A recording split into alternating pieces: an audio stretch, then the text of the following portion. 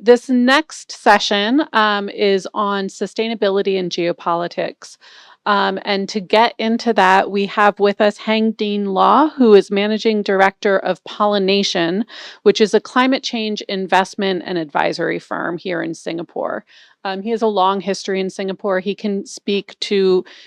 be speaking to energy and sustainability, also trade and geopolitics. He has in the past focused extensively on carbon markets and decarbonization. And so feel free to, as he goes throughout his presentation, feel free to raise your hand if you'd like to ask any questions. We don't have to wait till the end. And with that, please join me in welcoming Heng Dean Law. Yeah, thanks very much, Anne. Okay, thanks to Heinrich for inviting me. I know it's after lunch, so I think to keep this interactive, I have a few slides, but to keep things moving along, feel free to interrupt me along the way. So, as Anne mentioned, I'm going to talk about sustainability, geopolitics, where they intersect, what the issues are, so on and so forth. I chose to use energy to illustrate some of these trends, but we need not talk about energy. We can talk about other things you have on your mind, and we can keep this interactive as much as possible. So, just by way of personal introduction, I started my career in diplomacy with the Singapore Foreign Service. Spent 9 years with the Singapore Foreign Service, where pretty much I only covered one country, which was Indonesia. And I was based at our embassy in Jakarta for 5 years. Then after that, I moved to a company called Temasek.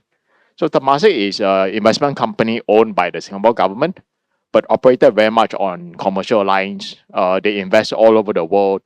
I spent 11 years there, where I, amongst other things, did sustainability. I helped set up a wholly owned entity called Gen Zero that invests into decarbonization as well as carbon markets.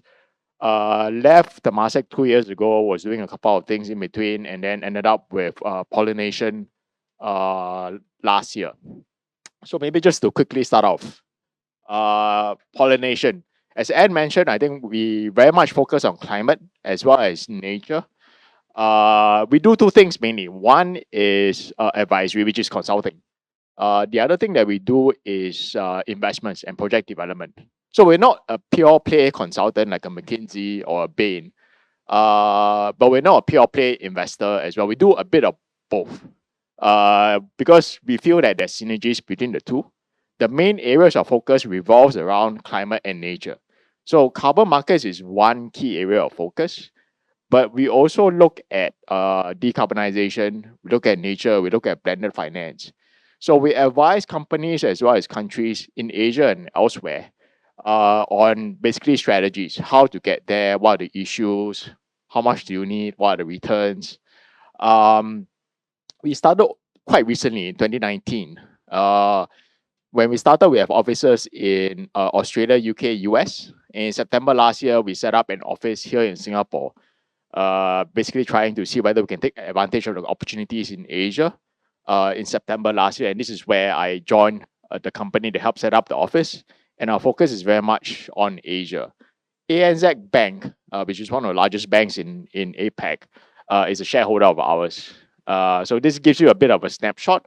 And we also have a joint venture with HSBC, where we have raised close to $1 billion to invest into nature.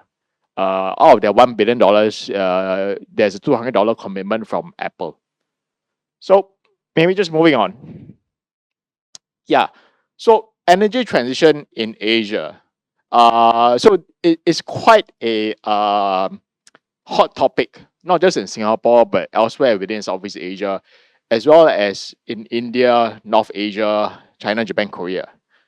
Now, the current situation is, I think as this slide shows, we are still very much dominated by fossil fuels. This is the current snapshot.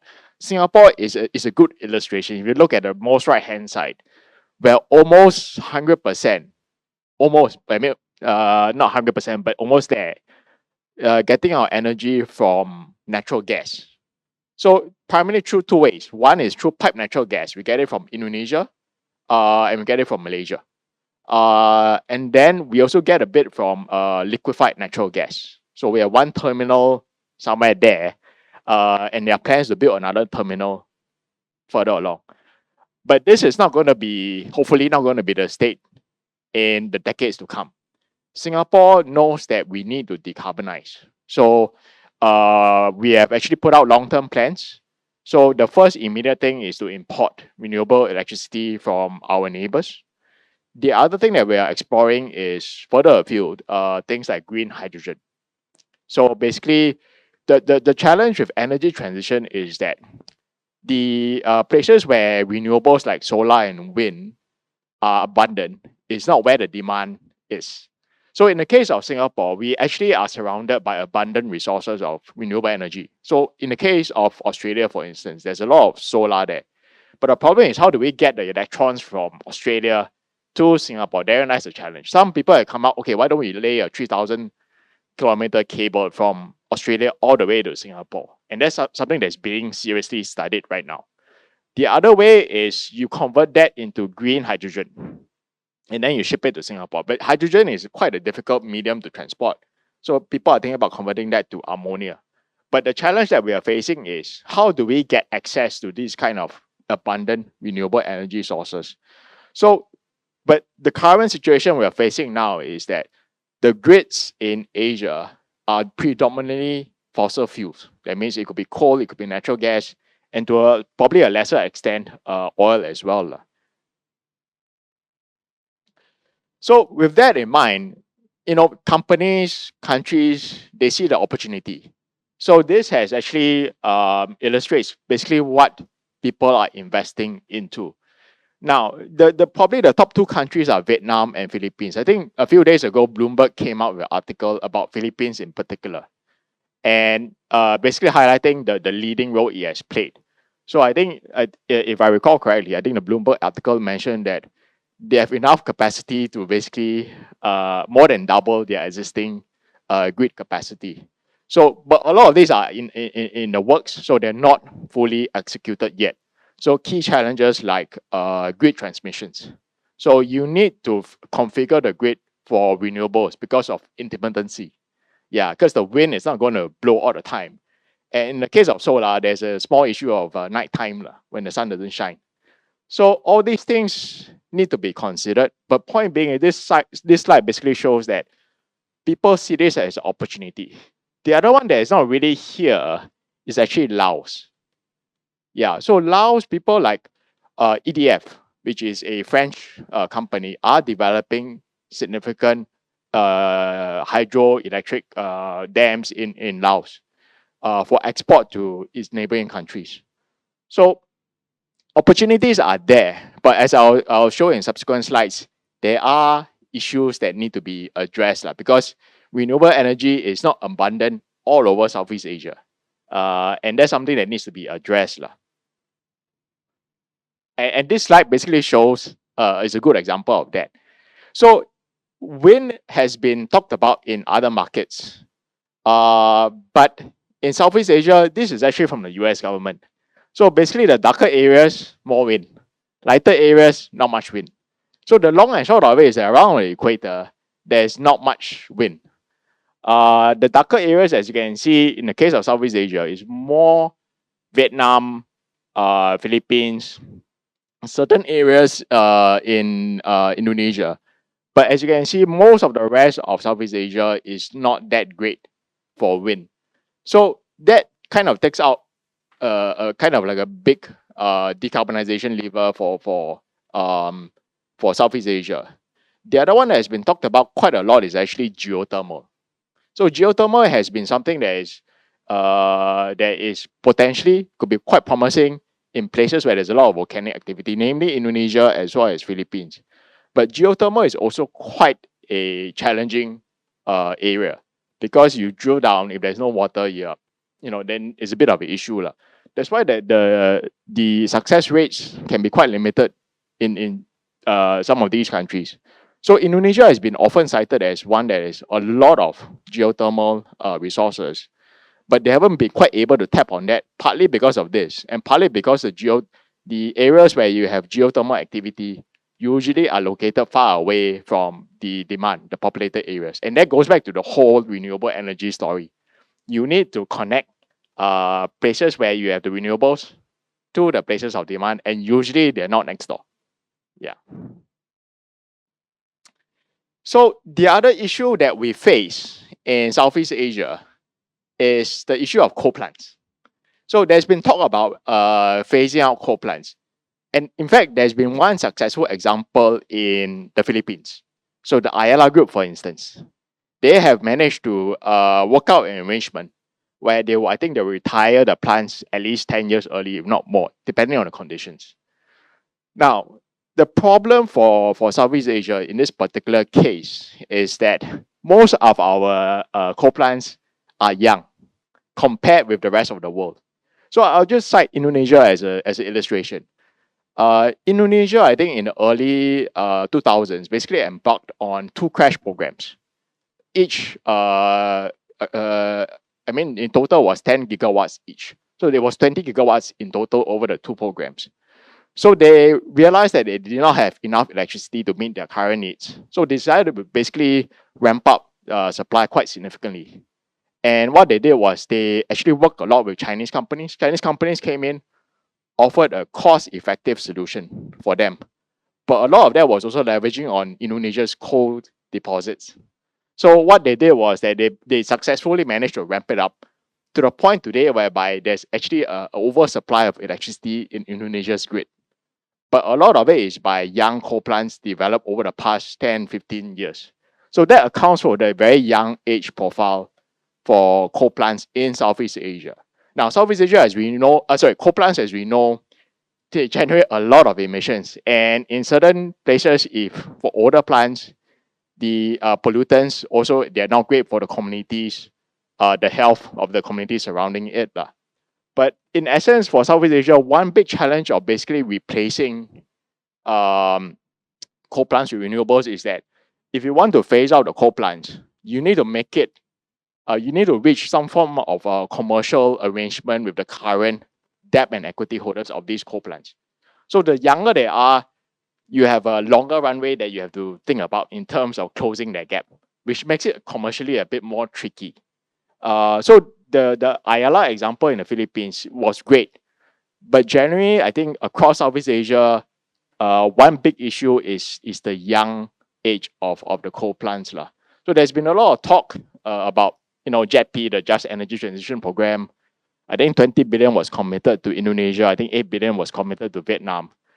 But I think one big issue being faced with this particular challenge is the coal plants are simply a bit too young. The other thing that we could actually help the situation in Southeast Asia is actually doing what they do in Europe. So in Europe, they are actually forming interconnections between the different countries. So for instance, in the North Sea off the coast of Germany, if suddenly one day there's not enough wind, but the sun is shining in Spain, they could, through these interconnections, balance out the demand and supply. So right now, I think there are talks in amongst the various Southeast Asian countries to link the different countries all together.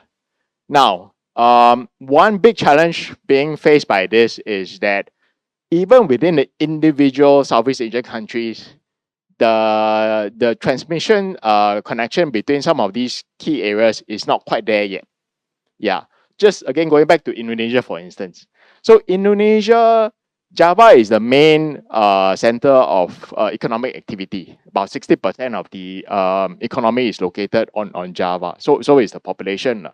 But in terms of connectivity with the other islands, if not mistaken, they don't even have connection with Sumatra at this point in time. And Sumatra is this big island just next door to the north of it. So from Indonesia's perspective, their view is, look, I don't even have connectivity across my main islands. Then there's this talk about connecting across different countries. So for some of these countries, they will have to think about their domestic needs first. But connecting between the different islands in terms of transmission isn't the most cheap and easy thing to do. So they have to figure some of these things out. But notwithstanding that, there are some connections being formed. So again, coming back to Indonesia, there is actually a connection between West Kalimantan and Sarawak, where excess electricity, I believe is hydro, from West Kalimantan is being delivered to Sarawak. Or the other way around, can't remember. I think it's the other way around. Sarawak to West Kalimantan, forgive me. So there are certain things being formed together, but it's compared with what's happening in Europe, it's still a bit away. But having an interconnected grid could potentially help ASEAN to the fact that it could help balance out again the demand and supply as what we've seen in Europe, because not all countries in Southeast Asia, as we saw from the slide on the wind, have the same access to renewable energy. But the individual countries would have their own needs in terms of the transmission connections. The other thing is that there's going to be an increasing need of renewables domestically. So because of the carbon border adjustment mechanism being imposed by the Europeans, increasingly manufacturers that export to Europe, these 2 years, this year and next year, they have to start measure their exposure. Then starting from 2026, they have to start paying the European carbon tax in order to get access to European markets. So that has led to some of the manufacturers, be it domestic or international, located in the Southeast Asian countries to think about, look, I need access to renewable energy. Challenge is, as mentioned earlier, the grid is still dominated by fossil fuels. So some of these countries are actually ramping up their renewable energy capacity to meet their own domestic needs, because increasingly over the next couple of years, it's going to become a competitive issue. Some people have raised the fact that, look, CBAM, the carbon border adjustment mechanism, is anti-competitive. And I think there's some talk about bringing it to the WTO and whatnot. But other countries are thinking about copying what the Europeans have done. And the Europeans are just starting with a few sectors that are covered by CBAM. Eventually, that coverage is going to expand. Coupled with other countries jumping on a bandwagon, is increasingly unescapable fact for manufacturers around the world. They have to deal with this. Right now, the immediate impact is on the high emitting sectors, steel, cement, so on and so forth. But increasingly, that will expand slowly, but surely. Now, I mentioned about CBAM. Actually, within Asia, I think we know that we don't exist on an island, obviously. We do business with the rest of the world. We sell to the rest of the world, the rest of us sell to us. And we can't run away from the fact that what happens in other countries have an impact on Asia. So this illustrates just some of the alphabet soup of initiatives that have an impact on Asia when it comes to sustainability, when it comes to trade. So the first one that is probably a bit more immediate, as mentioned, is CBAM on the top. The other one is actually probably even more immediate, is the European regulation on deforestation. So that places an onus on producers of products like palm oil, rubber, coffee, cocoa to basically trace their supply chain. So as the friends from Indonesia, Malaysia, Thailand, and would know, supply chain for some of these commodities is not the easiest thing to trace completely. So most companies, FMCGs, agriculture companies, they've traced their supply chains maybe up to 85, 95%.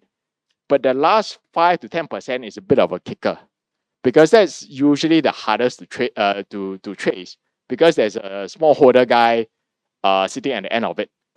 And there's a few multiple of layers of traders sitting between that guy and the former supply chain.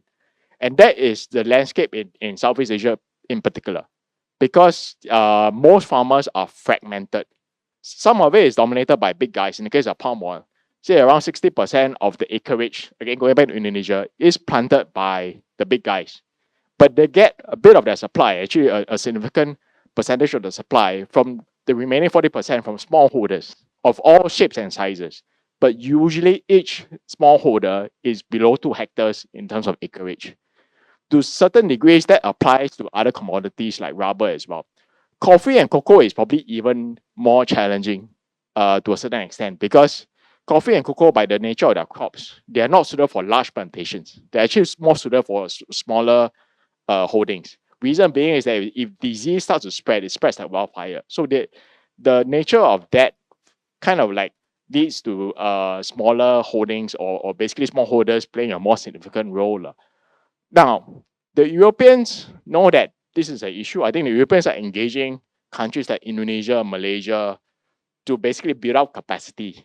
But obviously, there'll be quarters within these countries saying that, look, this is discriminatory. So I think the intent is there, I think, by the Europeans, but they have to work with all these supplier countries to try to figure out how to get to where all wants to go. Because if you can actually pull this off, you can actually improve the productivity and the livelihood of the smallholders. But the first challenge for some of these things is you need to find out who the smallholder is, because the smallholder is quite far off. I visited some of these smallholders myself. Not the easiest thing to do. You have to travel hours on end, talk to a guy staying in a shed. His primary concern is not the EU. His primary concern is, can I get money for my next harvest? Where do I get the money to buy my next batch of fertilizers? Do I have enough money for petrol for my bike? It's as simple as that. Now, the bottom side is more probably, there's the Americans in the middle with the Just Energy Transition Partnership that I mentioned earlier about phasing out coal. Then to the left and to the right, Belt and Road, I think we're all aware. The Chinese, I think they are pushing for it, and increasingly there's a sustainability angle to that. And then the one that is probably a bit less high profile is the one by the Japanese on the right-hand side. They're thinking about green hydrogen. So Japan and Singapore are in a fairly similar position. We don't have that many levers to decarbonize. Yeah, ever since Fukushima, I think they kind of ruled out nuclear, although they may restart one or two of the plants. But they know that long term, they also need access to renewables. Now, the question is, how do they bring in the renewables? And they're also banking on things like green hydrogen, just like us, just like the Koreans. So they have basically set up this AZEC, basically to build up capacity and to promote funding. So all these things to various degrees affect what we do in Southeast Asia, in India, and in North Asia. It goes both ways. I mean, some of these are originated from South Asia. But to illustrate some of the trends here. So this basically shows, again, it's a two-way street. So China is actually one of the biggest investors in sustainability in Southeast Asia. So as mentioned earlier, China was also one of the biggest players for Indonesian coal plants. But they also, obviously, just like any other company, any other country, they see sustainability as a big, significant opportunity. So it could be EVs, it could be renewable energy. They are making inroads because they know that this is, Southeast Asia is where the market is. And they have actually, again, just apologize if I keep citing Indonesia, because that's something that is I'm covering quite a bit in my current job, and I covered a lot in my previous job. But just going back to Indonesia again, nickel, which I'll mention in my subsequent slide. The Chinese players know that Indonesia has a competitive advantage for nickel, and they have made significant investments in nickel so that you can supply to not just the Chinese EV manufacturers, but also Americans, also Europeans. So nickel is one example, but it extends to various other sectors, which kind of explains why this particular slide here, where Southeast Asia is number one in terms of outbound investments from China. And not all of these are state-owned enterprises. Quite a few of them are private-owned enterprises, as in the case of nickel. Now, the challenge with climate is that, generally speaking, there could be trade-offs. Yeah. So this, again, is about nickel mines in Indonesia. So I think there's been some, mixed coverage, especially from international media, about the impact on nature, on the impact of communities. So this on the left is from the Financial Times. On the right is a smaller publication. But again, in the past few days, Bloomberg came up with a very extensive article about nickel in Indonesia, more of the environmental impact. But he also highlighted the fact that nickel produced in Indonesia, I think it's about a third compared with nickel produced elsewhere. So there is an inherent cost competitive advantage. And the thing is that all of these will end up in EVs, which would help drive down emissions from vehicles. But I think the challenge for the Chinese companies and the US and European car manufacturers that take the nickel from these sources is, how do you achieve a balance? How do you make sure that things are done delicately? How you make sure that the communities benefit and not suffer from some of these investments? I think that's the challenge that I think the Chinese companies, the European buyers, in this case, the Indonesian government, it could be Philippines as well. They need to figure things out because it can't be as business as usual. Yeah, in the past, mining, you just dig the stuff out, squeeze the cost. That's the extent of it. But I think going forward, the challenge for companies, be it those digging the stuff out of the ground or the ones buying it, is how do you change that narrative? You can't do this, because guys like FT, guys like Bloomberg, they'll shine a spotlight on you. And the guy who's buying the vehicle at the end, the Tesla buyer, he sees this and say, look, where is the nickel coming from? Yeah, increasingly. And once I think they aggregate enough voices, people have to start to change. Now, the fly in the ointment in this particular case is that Indonesia is 1/3 the cost. So how do you make sure that you balance out all these different considerations? And now the most latest thing is that trade barriers against EVs made in China, which, if you think about it, I think hopefully a settlement can be reached, say, between the Chinese and the Europeans or the Chinese and the Canadians. Because at the end of the day, I think EVs does help regardless of where they are. And the manufacturers in China, they have really built up their knowledge, their product. It is a good quality quality car. You just go around Singapore, you see BYDs all over the place. And Singaporeans buy BYD because they're good and they're cost competitive. So there's a reason for that. Could there be some subsidies? Possibly. But, end of the day, from a climate perspective, it helps. But I obviously the world isn't so straightforward. Yes.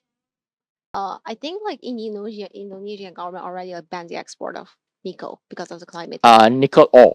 Oh yeah, nickel ore. Yeah. But I think you're right. Like Chinese manufacturers, they are pretty smart. Yeah. They already established many like manufacturers. Yes. Just inside, because I already talked to one manufacturer. Yes. Who made who built a factory in Indonesia. So Yes. just directly put their like industrial chain there. Yes. And instead, they're actually like importing nickel from Philippines. Like over 90% of the nickel ore. Yes. They're actually from Philippines. So I Yes. just want to add one more. Indeed. I think the Indonesians have realized that in order to move up the value chain, I mean, the Indonesians are quite worried about being caught in the middle income trap. And rightfully so. They see other countries, they say, oh, I mean, I don't want to be stuck on the lower end of things. I want to move up the value chain. And this is why they have actually banned not just nickel, I think copper as well, different minerals. Exactly. But I think that the challenge for, again, the Indonesian government, the companies that invest in this, the company that buy from this, is how do you do this in a more sensitive, more sustainable way? And I think that the companies are aware. But fundamentally, some of these practices, they cost money. And the question is, how much do you pass on to the end consumer, be it in Europe or in Asia? Yeah. So look, I mean, it's not straightforward. Yeah. But I think the companies are increasingly aware that, look, their customers are asking questions, the regulators are asking questions, the newspapers are asking questions. But we need to, basically work together, because, the resources are there. Question is, how do we manage them effectively? Yeah. So actually, that's my last slide. Nickel is a good case study. They're both positive sides of it and obviously negative impacts as well. Yeah. So it's not okay. Everything you do with EVs are good. Everything you do with EVs are bad. Same goes for nickel. Same goes for renewables. It's not so easy to pivot, especially for Asia, as we have seen from zero to hero overnight. You look at India as a case study. The amount of solar capacity and wind capacity in India is astounding. But on the flip side, they're also putting a lot of coal-fired capacity in there as well. Same goes for China. Yeah, because they need the security. We talk about in renewable energy circles, we talk about the trilemma. It has to be secure, has to be cheap, has to be renewable. It hardly ever exists. But this is the holy grail that the industry is working towards. And Asia is going to play a major role in that. Going back to green hydrogen, the key to unlocking that is what we call electrolyzers. Basically, that's the thing that will split the H2O into H2 and oxygen. Most of that is manufactured in China for good reason. So Asia has to be part of it, but we just have to be a bit more sensitive about things. Yeah, because we don't want to, just like squeezing a balloon, squeeze one end, solve the climate problem, and then create other things, biodiversity, community problems. Then it kind of defeats the purpose. Our firm's view is, in order to tackle climate, you need to address nature. It's not one or the other. Because if you do one or the other, it's kind of counterproductive. It won't be sustainable in the long run. Raisa Robles from South China Morning Post and Al Jazeera Business Online. I just did an article actually on the energy crisis in the Philippines. And one of my sources told me that the reason why the Philippines is going so much into renewables is that the EU is about to impose a requirement that manufacturing has to, a certain percentage of the energy used in manufacturing export goods has to come from renewables. Have you heard that? And what's the prognosis on that? So it probably is talking about the CBAM, the carbon border adjustment mechanism. So the impact is not immediate. So the Europeans have told all the people who are exporting to Europe within those key sectors. So it's not everyone, not every sector. So some of the high emitting sectors, cement, steel, the usual suspects, that they have to start measuring their footprint this year and next year. Then after that, if you want to export to Europe, you have to pay basically the prevailing European tax. Yeah. So the Europeans are quite mindful about this. They say that if Philippines were to impose a same level of tax, then you don't have to pay to the Europeans.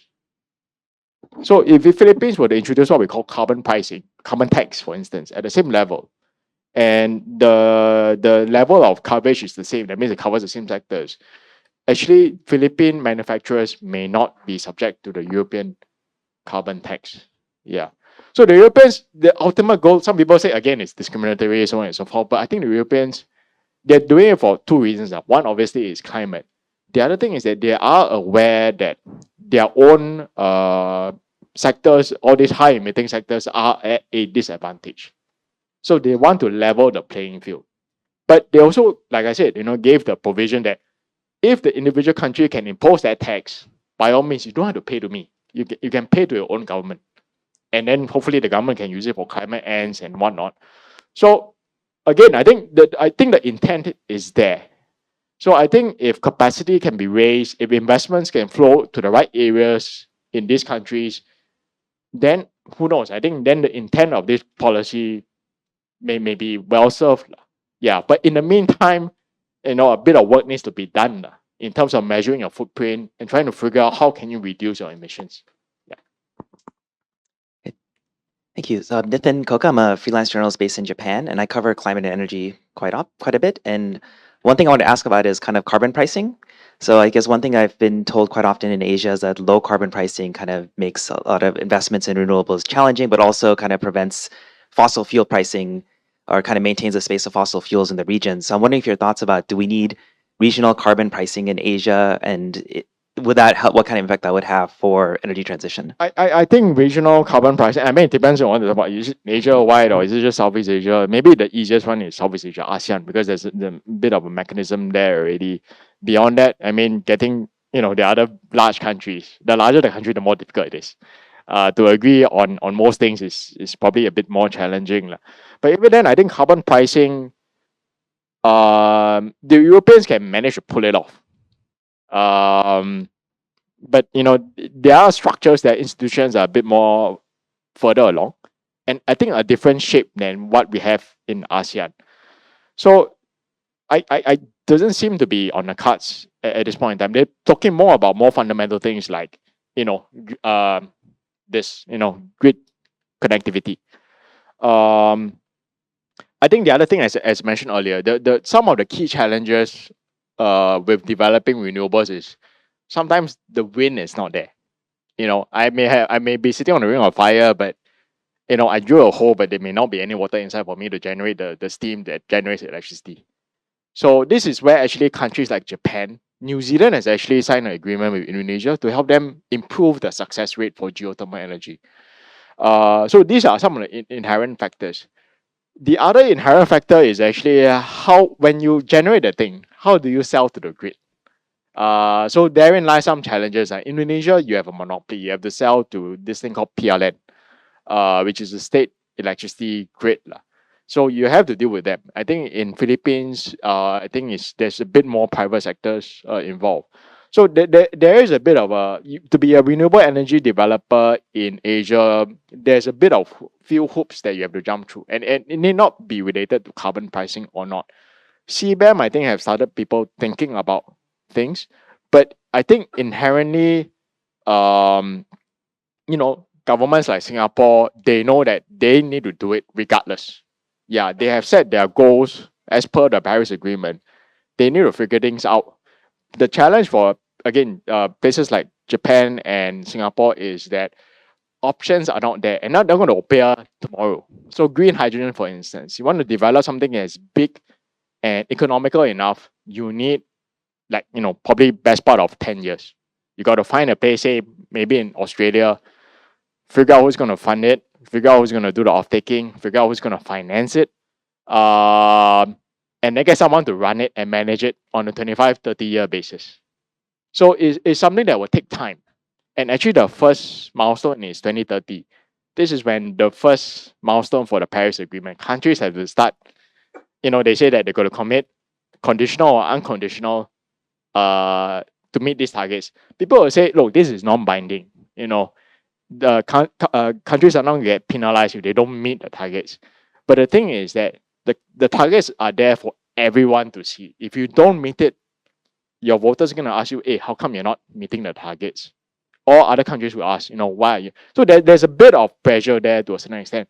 But coming back to the question of carbon pricing and renewables, it is a bit complicated. I think within Asia, they're looking a bit more at some of these issues that are hopefully easier to address, but by no means easy. Yeah. I'm interested in what you think the view of nuclear energy is across Asia. Obviously, that's something that is center of the conversation elsewhere in the world. But in this region, is there much investment, or what's the sentiment towards it? Are you from Australia? I am. Oh, okay. It's very chaotic there, the conversation. Yeah, well, fair enough. But look, even the Saudis, I think, are thinking about nuclear energy. I mean, that's what they're telling the Americans about. So people are looking 20, 30 years down the road because, look, nuclear energy in whatever shape or form, it could be current technology, it could be fusion. Again, it's not going to appear overnight. Even Singapore is thinking about nuclear. So, but they know that, look, they're not going to build a nuclear plant like just there. Yeah. But what they're doing is that they're building up the human capacity to understand what are the issues and challenges. They're tracking technologies. Even my previous company has invested into some of these just to understand what is taking place. Philippines is another example. Philippines had this plant that was built by Westinghouse, right? Yeah, been mothballed since. Yeah. But now there's even talk about getting the Americans to help them restart the thing. Japan, Fukushima, unfortunate, but even then they realized that, look, we need to square the circle. They may have to think about it. But I think, look, I think everyone understand or is aware that nuclear energy, in terms of emissions, fantastic. But you have to look at the whole life cycle cost. Yeah, because what do you then do with the waste? Fusion, I think, is some ways away.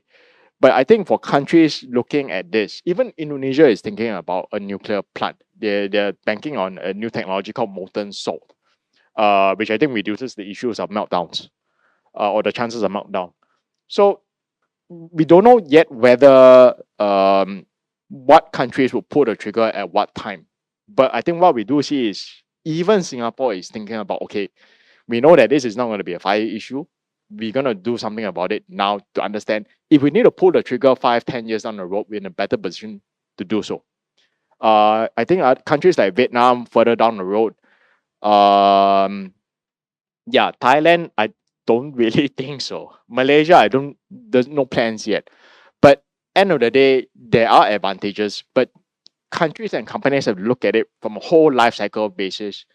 Compare what we call the levelized cost of energy between nuclear and alternatives. So at the end of the day, it's still a commercial decision, but we are seeing signs within Asia or people starting thinking about it.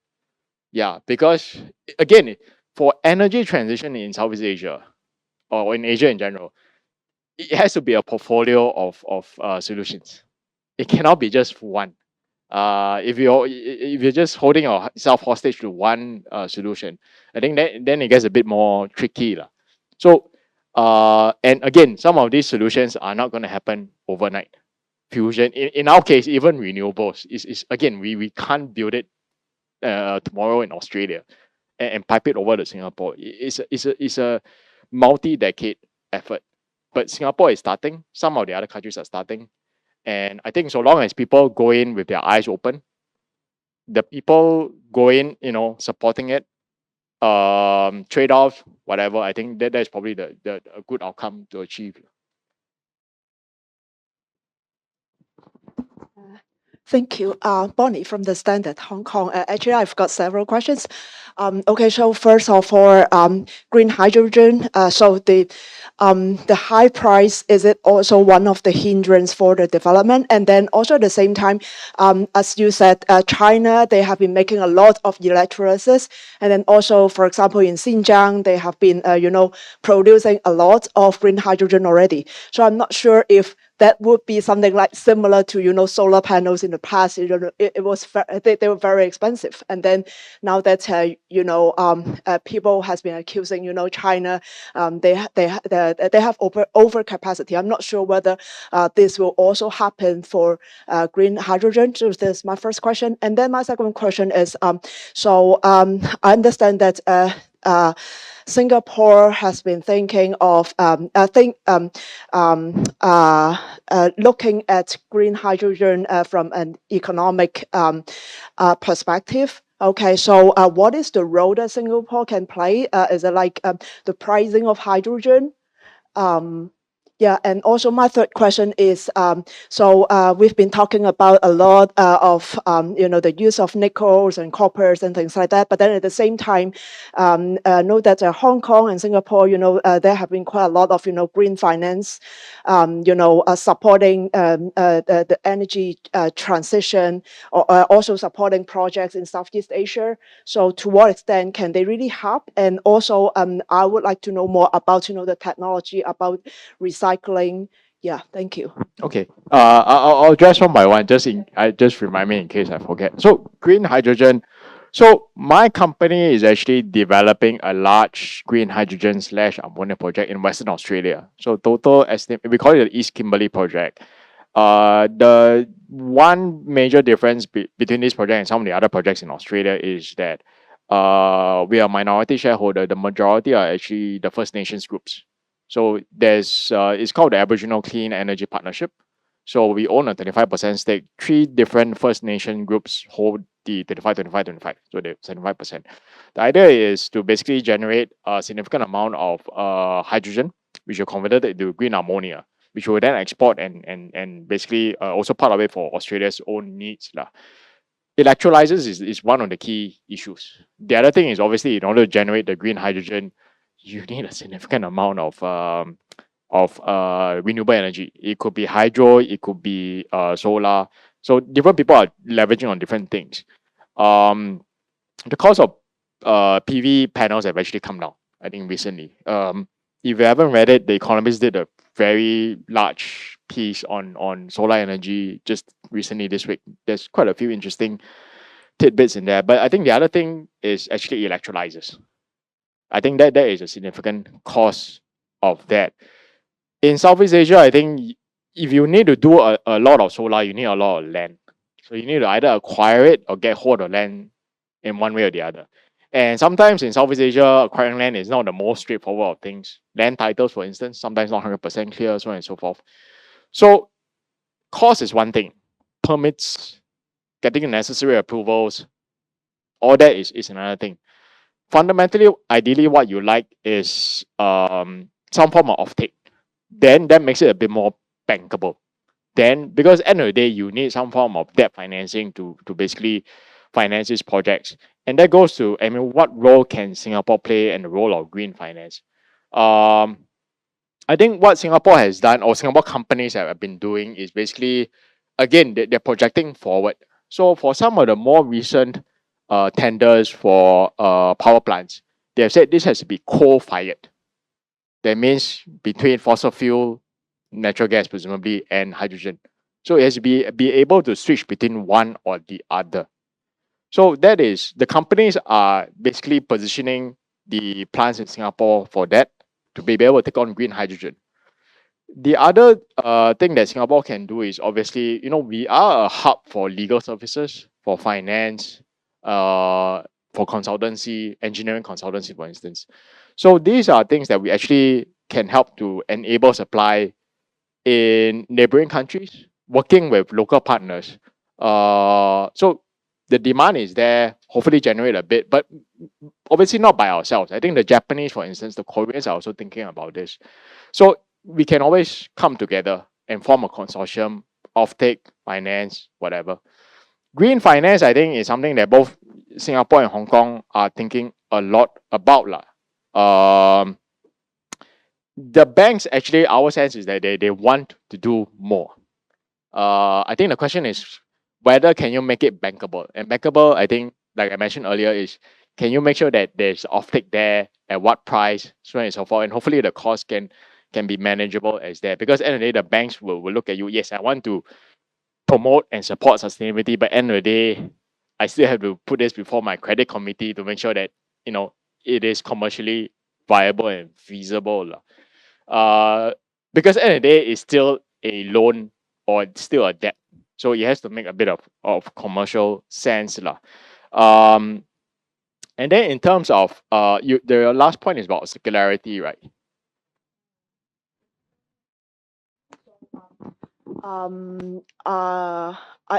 I think that China. Oh, sorry. Thank you. Okay. China, they have been making a lot of batteries. Okay. For energy saving. So after all, especially green. You can really count on green energy, solar, wind. Okay, so the best way is using technology in terms of battery R&D development. Yeah. So energy saving and also and also recycling. Yes. So yeah, in this part of the world. So batteries, yes, definitely. I think it will play a significant role. Just again coming back to Singapore, a company called Sembcorp in Singapore actually has, if not mistaken, a 250 megawatt battery on Jurong Island, somewhere that direction. So again, it's to position, apart from the coal-fired power plants, the batteries need to be there to, again, because of the intimacy nature of renewables. It's not always sunny and all that, so you need that in between. I think what the Chinese have thinking about is using sodium instead of nickel. And that hopefully can drive down the cost, specifically for these large industrial scale batteries. Because if everything is nickel, the cost is probably gonna be not ideal. So if the sodium, I think that's what the Chinese are leading, if that can come in. Because fundamentally, the grid connection helps. Having more renewable energy locations helps. But fundamentally, it's not going to be sunny all the time. So we do need batteries of various shapes and sizes, either at the grid level or the individual, maybe even at the individual level, to help supplement that. And if sodium can play a part in this, especially for the larger batteries, that could be, I think some people have mentioned that this could be a potential game changer. Hi, thanks for your sharing. I'm from Taiwan with the Commonwealth magazine. So I'm wondering, could you shed some light on the carbon market and who will be the key role in this region and what's the general sentiment in Southeast Asia toward the carbon market? Thanks. So carbon markets, yeah, I'm a bit more familiar with that. Carbon markets, I think within Southeast Asia, you have a few projects that popped up over the years, and some of them are actually fairly good projects. Indonesia is probably a good example, lah. The world's largest carbon project by volume, a project called Katingan, Central Kalimantan, which is that big island in the middle. This one. So literally it's somewhere here, lah. So this is actually the interesting thing about this project is on 150,000 hectares of peat. So peat, I'm not sure whether how familiar you are. Peat is actually is very good for storing carbon because they absorb a lot of carbon compared with normal what we call mineral soils, lah. So this particular project developer, they came across a forestry concession. They said, okay, it's being zoned for logging. So they went to the government. This was 2010, I believe, or the late 2000s, and said, why don't you, instead of cutting down the trees, we turn this into a carbon project? They were met with physical looks, what is carbon, so on and so forth. But they managed to persevere, and then the result today is a carbon project about twice the size of Singapore, deep peat, which generates between 5 to 6 million tons of avoided carbon a year. So in terms of volume, it's one of the largest projects. And the key to their success is actually, we call this in the market nature-based solutions because it's using nature to solve climate. My personal view is that it's a bit of a misnomer because the key to their success is actually people. Because they have a string of communities surrounding that concession. And then what they have done in terms of success is they went to each and individual village and said, look, we're going to do this carbon project. Again, the question is, what is carbon? I'm in the middle of nowhere. I just want to have enough food to put on my table. But they managed to do that over a period of time. Thought about alternative livelihoods for them. And then I then came up with a good example of what a nature-based solutions should be. I visited them twice, so I know the developers fairly well. So in terms of carbon markets, places like Malaysia, Indonesia, Philippines, and Thailand as well. I mean, this could, and Vietnam, as well as Laos. They could be areas where it's an alternative way of monetizing nature. The traditional way is extractive, it's monoculture.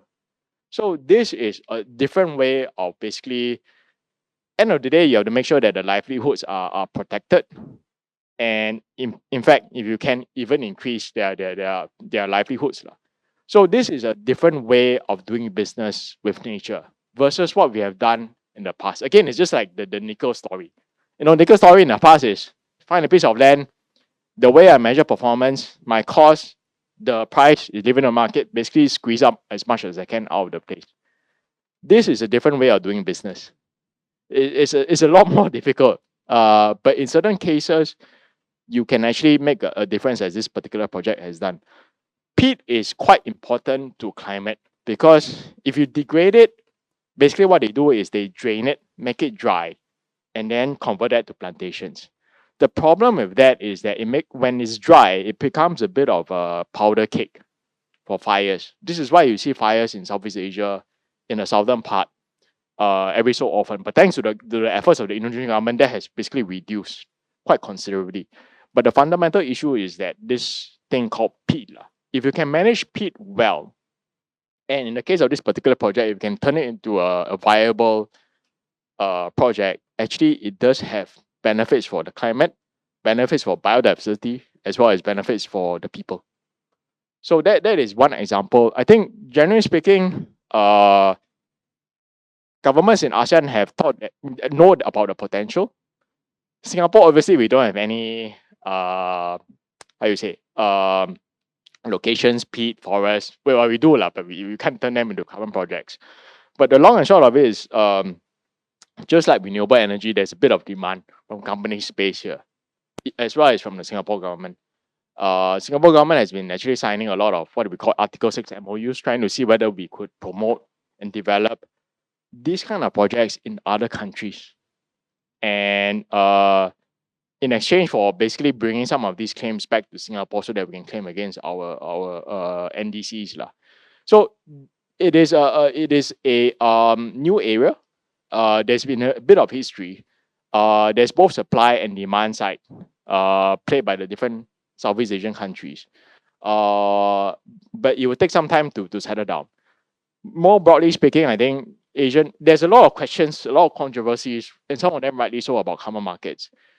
But I think increasingly people realize that in order to meet the climate goals, you do need some form of high quality credits. The American government, I think 2 weeks ago, came out with a statement and said, look, we recognize the role played by carbon credits, but it has to be high quality, high integrity, so on and so forth. So I think that's where what we as a company and others in the industry are aiming for, is this kind of high quality credits. Yeah. Just checking if there are any other questions from the fellows, because if not, I actually have one. And that actually follows on Hope from it's an easy one. what you were just talking about. So in contrast to Indonesia, in Malaysia, Tasik Chini is also a peat swamp, 90,000 hectares. Sorry, which location is this? Tasik Chini, it's just outside Pahang. It's, okay. Yes, exactly. And that's what my question is about, because that one, pricing was an issue. And one of the issues is that that the forwards are a bit of a novelty in this market, and Singapore has a role as a price setter, but pricing was a stumbling block in that issue. Yeah. So how is that as a bottleneck in this market, in this region? Yeah, I think yes, pricing, carbon is not like other commodities, say metals or fuels and whatnot, where you have a price curve, you can kind of like project out, try to play around with it, so on and so forth, and come to a decision whether you invest or not. Carbon, I think, is still a bit nascent. But that being said, we do see tailwinds. So end of the day, people are not decarbonizing fast enough. You look at major surveys done by Accenture, MSCI, so on and so forth. But it doesn't mean that, and we see that the first milestone is 2030. So we anticipate supply, and supply is constrained right now because of these very questions. But we know that demand is going to hit at some point. Now, what does that mean for investors? Investors, I think, have to be prepared that, look, it's not going to be a straight line up. You have to be prepared for a bit of volatility. But I think the fundamental thing you want to do is to make sure it's a high quality project. High quality means a couple of things. One is from a technical perspective. So carbon technical regulations or standards are a bit complicated, to say the least. But you have to err on the side of conservatism. So a lot of the paper that has appeared, a lot of the negative reports that have appeared in the likes of, say, The Guardian and so on and so forth, there's one or two main themes. One is that you are issuing way too many credits. Yeah. The other thing is that, the people are none the wiser. This thing about carbon colonialism and so on and so forth. So the first starting point is you have to make sure it's a good quality project. Because if there's good quality project, the likelihood is that the demand will be there. At what price? Don't know. But at least you tick one box and get it out of the way. So quality in terms of technical, quality in terms of making sure, just like the project in Indonesia, communities have to be first and foremost. So for extractive companies, the way they approach usually a piece of land is, again, let me try to squeeze as much as I can. But here you got to flip it up the other way around. So extractive companies, sometimes they have to figure out, okay, I have to change, but I don't know how to change it. Sometimes our companies advise them on, you got to basically turn it upside down. So, and also biodiversity, obviously, because there are things what we call afforestation, reforestation projects. The best way to generate carbon, find the best, fastest growing tree and plant it over the place. But these may not be native species. And reforestation or revegetation is not easy. It's not just planting a seed in the ground and hope for the best. There is a bit of science to it. So you got to make sure that you got to be conservative about your carbon projections. You got to make sure that all the technical issues are done, dusted. So you make sure that the quality is done as much as you can. Now, on the demand side, it's not completely, there are certain things you can do. So for just to cite an example, in terms of off-takers, we're seeing different companies. They're industrial companies, energy companies, airlines. The one thing that's kind of interesting of late is actually the technology companies. So the likes of Amazon, Google, Salesforce, Apple. So what they have done previously is that, again, in the case of Apple, they have actually projected out to 2030. I'm going to need X amount of credits. So instead of waiting for developers to come to them with all sorts of, different kind of credits, they decided to park their money with the joint venture that we had with HSBC, 200 million, and say, look, we give you the criteria, help us look for good quality credits. Yeah. But if you're a developer, you're an investor, I know the tech companies are interested in nature. They used to be only interested in tech, but they realized that tech can only bring you so far and it's quite expensive. So they need to complement, they need to build a portfolio.